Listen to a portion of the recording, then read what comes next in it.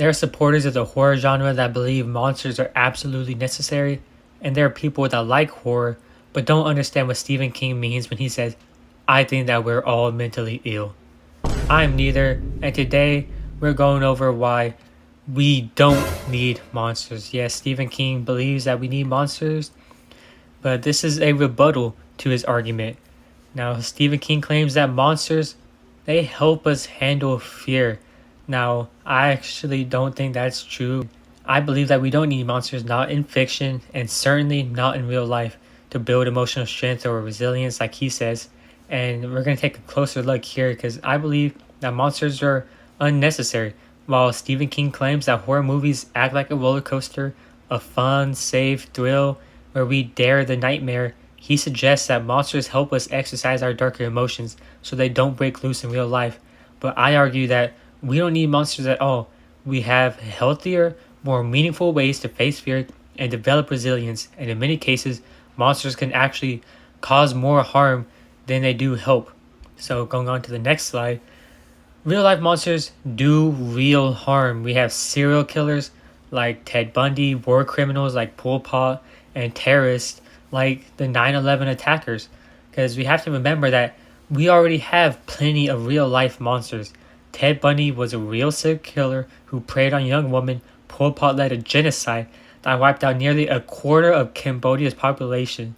And the 9/11 terrorists caused unimaginable suffering and global trauma.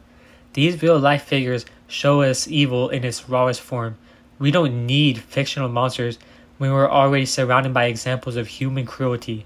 In fact, fictionalizing monsters can sometimes distract us from confronting the real threats we face in the real world. And also, fictional monsters, they promote harmful ideas. Fictional monsters aren't just harmless entertainment. They often promote harmful stereotypes, like vampires historically representing sexual danger or zombies symbolizing mindless masses.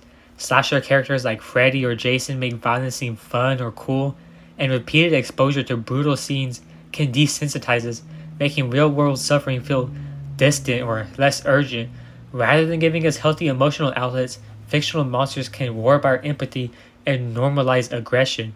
Also, we can face fear without monsters. And you may ask, so how do we face fear and build strength without monsters? We challenge ourselves in real life through public speaking, trying a new sport, or traveling somewhere unfamiliar. We grow emotionally by reflecting on personal struggles or going to therapy where we face internal fears head on. Real growth comes from action and connection, not from watching fake monsters on a screen. We don't need to feed the alligators, as King puts it. We need to work on ourselves directly.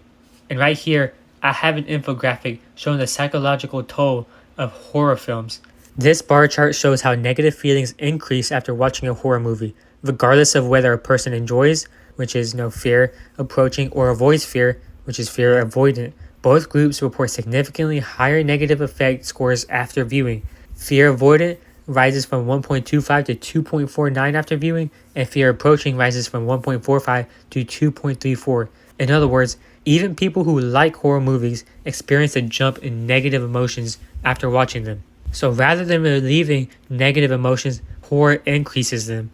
Both fear lovers and fear avoiders leave the experience feeling worse emotionally, not cleansed or purified, as Stephen King may suggest. And there are so many exciting, challenging, or emotional stories that don't rely on monsters. Adventure films like Indiana Jones gives us the thrill without the horror. Mysteries like Sherlock Holmes engage our curiosity and intellect, and emotional dramas like The Pursuit of Happiness push us to reflect on resilience, perseverance, and the human spirit. We don't need blood and gore to feel excitement or personal growth.